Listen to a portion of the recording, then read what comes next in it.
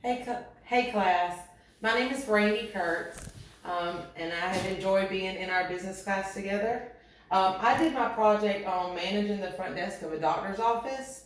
Um, I've worked at several different practices, and I feel like that was probably one of the biggest issues that we had throughout the practice was just getting reliable people in and working and truly understanding the importance of the job. So, I just wanted to highlight some of the duties of the front desk and what they do specifically. They answer the phones, any incoming phone call. They check patients in and out, which means that they take all the demographic information from the patient, including their insurance. They get all patient information to include insurance information. They sort the mail that comes through. They sort faxes that come off of the fax machine. They send refill and other requests to the physician or the nurses, and other clerical work that the manager may see fit to assign. I know that a lot of times we would get information from insurance companies saying that certain patients needed appointments for certain things, and so that kind of fell on the front desk as well. So anything like that can be given to the front desk to do that doesn't take a certificate or a degree to do. I know that a lot of us has probably gone to a doctor's office a time or two where we're like, God, that lady really did have an attitude, or I wish they could be a little more friendly. So that's kind of what I'm going to cover throughout this too. That is also a duty. I did not list that here. However, they are the face of the practice essentially. They're the first people that that a patient talks to, or they see when they walk in. So I put important ways to effectively manage the front desk. You first have to teach your front desk HIPAA compliance, and I'm going to break down each of these in several different slides in a few minutes. So I'm just kind of going to go through these. So HIPAA compliance, hiring enough employees. You have to let your expectations be known up front, fair treatment and fair pay, face issues that arise diligently, meaning as soon as possible, and they are the first face a patient or a worker sees. So they are the face of the practice, like I said a second ago.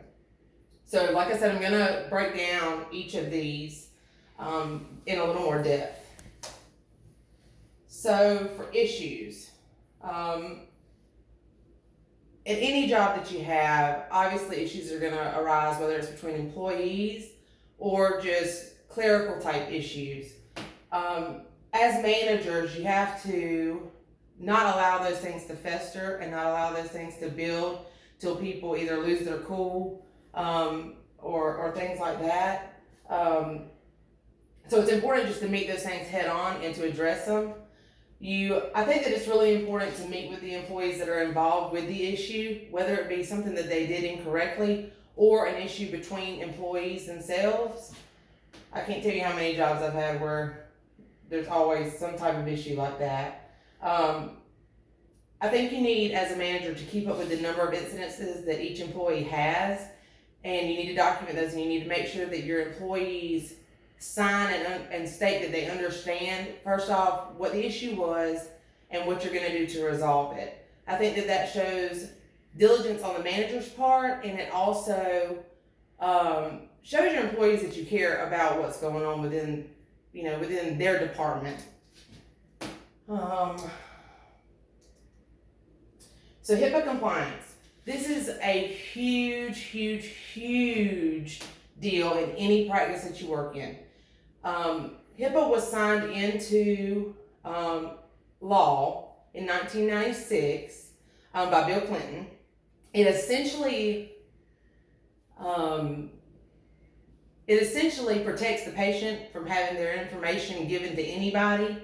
It protects them from fraud and from basically any Joe Blow coming off the street and saying, "Hey, I'd like Mr. Joe Blow's medical information or the information from his last visit. Could I get a copy of that, please?" Well, you have to show some form. Now they require you to show some form of identification, show who you are. Over the phone, you obviously can't just call and say, hey, I'm Joe Blow, can you tell me anything within the medical record? It just protects the patient. I put here that it's defined as created primarily to modernize the flow of healthcare information, stipulate how personally identifiable information maintained by the healthcare and healthcare insurance industries should be protected from fraud and theft, and address limitations on healthcare insurance coverage. In layman's terms, it keeps the patient's information protected against fraud and theft, and so that not just anyone can get your medical information.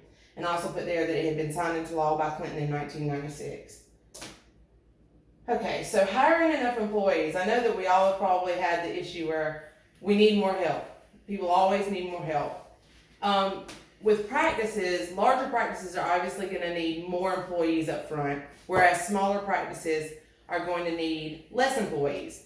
So if you say you have a practice that has about 10 physicians, I worked at a practice over in Evans where we had a lot of physicians, which means we needed a lot of help. So that means each of those doctors are going to have multiple patients coming in constantly. They're going to be coming in, they're going to be checking out. So for 10 doctors, I know there, we had about 6 people who were working up front, checking in and out patients, answering, they actually did not answer phones there. We had a call center that did that. But they would check patients in, check patients out. They would get shot, immunization records, that kind of thing for patients.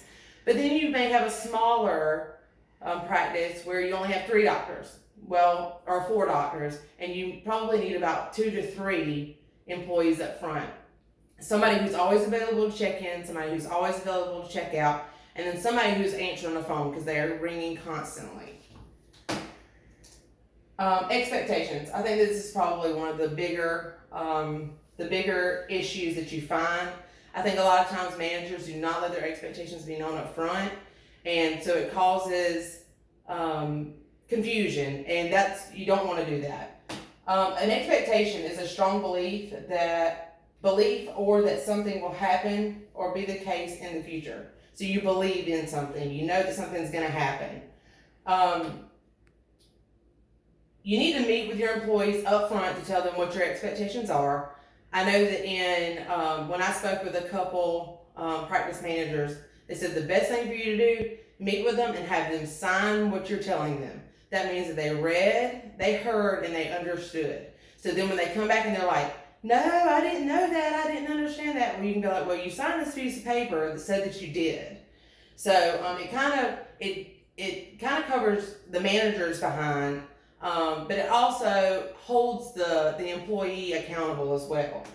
I put here, you need to meet to tell the expectations as a whole and by department, meet with each individual and explain, have them sign saying that they fully understand what the expectations of their department are and of themselves are.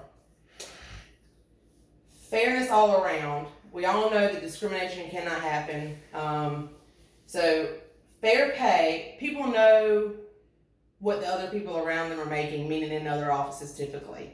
If they know they're making considerably less, you're probably going to get that amount of work out of them, just being honest. So I think it's very important to pay your employees fairly. I also think that it's important to treat them fairly. You can't play favoritism, and you can't discriminate no matter race, ethnicity, anything like that.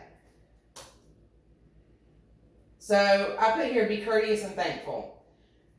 The front desk is the first person a patient sees and talks to when in regards to anything with a medical practice. Realize they are important and treat them with respect. So in the same way that we want them to treat us with respect, we have to do that in return.